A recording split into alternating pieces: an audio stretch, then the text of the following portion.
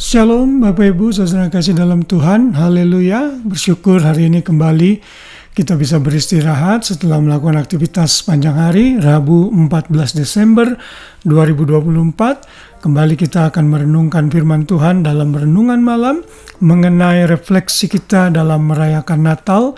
Makna kelahiran Kristus bagi kita umat manusia demikian luar biasa dampaknya. Karena itu kita harus bisa mengerti mengapa Ia harus lahir sebagai manusia untuk menyelamatkan kita dari dosa. Dan hari ini saya beri judul Kristus lahir di rumah roti. Kita akan melihat dari ayat hafalan kita hari ini yang merupakan nubuat mengenai kelahiran Kristus dari Mika pasal 5 ayat 1. Saudara, ada beberapa ayat dalam Alkitab bahasa Indonesia dengan bahasa Inggris itu agak berbeda. Di banyak Alkitab bahasa Inggris ayat ini ditulis dalam ayat 2, namun di Alkitab bahasa Indonesia ayat ini ditulis dalam ayat 1. Mika 5 ayat 1 berkata, "Tetapi engkau, hai Bethlehem Efrata, hai yang terkecil di antara kaum-kaum Yehuda, daripadamu akan bangkit bagiku seorang yang akan memerintah Israel, yang permulaannya sudah sejak purbakala, sejak dahulu kala." Dalam ayat ini, Nabi Mika yang menulis beberapa ratus tahun sebelum kelahiran Kristus, ia menubuatkan bahwa Yesus akan lahir di Bethlehem. Bethlehem ini adalah kelahiran dari Raja Daud, yang kemudian Yesus pun juga lahir di Bethlehem ini. Ayat ini tentunya digenapi di dalam Matius 2 ayat 6. Di sana dikatakan, "Dan engkau Bethlehem, tanah Yehuda, engkau sekali-kali bukanlah yang terkecil di antara mereka yang memerintah Yehuda, karena daripadamu akan bangkit seorang pemimpin yang akan menggembalakan umatku Israel." Saudara, Bethlehem ini bukanlah kota yang sangat besar, justru ini kota yang sangat kecil. Namun kota yang kecil ini Tuhan pilih untuk melahirkan dua tokoh besar, yaitu Daud, kemudian the greater Daud, yaitu Yesus sendiri yang lahir di kota ini.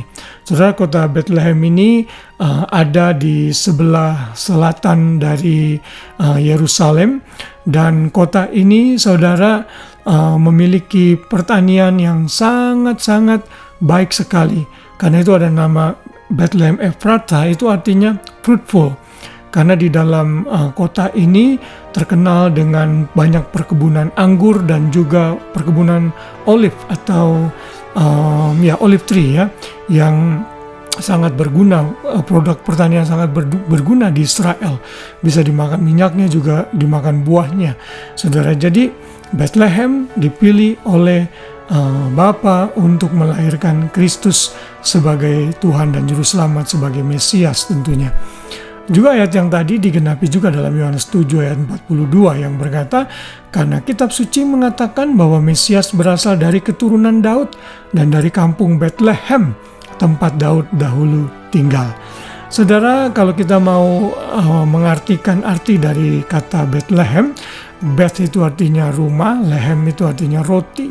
Jadi Bethlehem ini adalah rumah roti. Saudara, tidak kebetulan tentunya Tuhan memilih kota ini. Tuhan punya maksud yang baik untuk rencananya memilih kota ini. Saudara, dalam Yohanes pasal 6, Yesus mengatakan bahwa Ia adalah roti hidup. Ia adalah tipologi dari mana yang dimakan oleh bangsa Israel saat mereka di padang gurun. Dan Kristus ini lahir di rumah roti. Itu berarti Kristus benar-benar menjadi roti hidup yang memberikan kehidupan kekal bagi orang-orang yang percaya kepadanya. Yesus berkata, "Akulah roti hidup, barang siapa kepadaku, ia tidak akan merasa lapar lagi."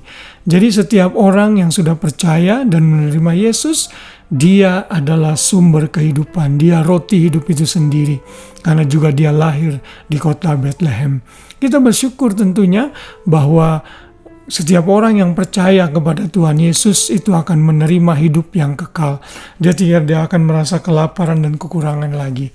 Di tengah-tengah dunia yang demikian makin tidak menentu ini, manusia berusaha mencari cara untuk memuaskan hidup mereka.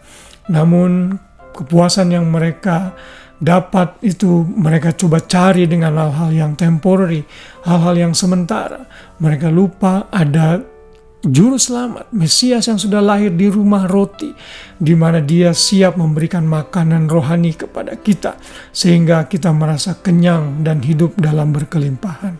Kalau saudara belum pernah menerima Yesus sebagai Tuhan dan Juru Selamat, ini momen yang terbaik untuk engkau.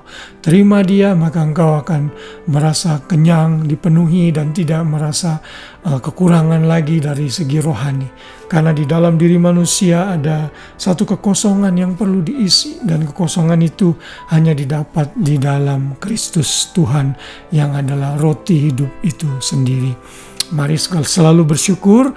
Saat merayakan Natal, kita diingatkan lagi bahwa Sang Roti Hidup itu sudah ada di dalam dunia dan berdiam di dalam kita. Haleluya, selamat malam, selamat beristirahat. Biar kasih Kristus menaungi kita semua, sehingga kita bisa tidur dengan nyenyak, dan besok pagi kita bangun dengan kekuatan yang baru dari Tuhan, menjalani aktivitas kita dengan sukacita bersama Tuhan. Haleluya, Tuhan memberkati. Shalom.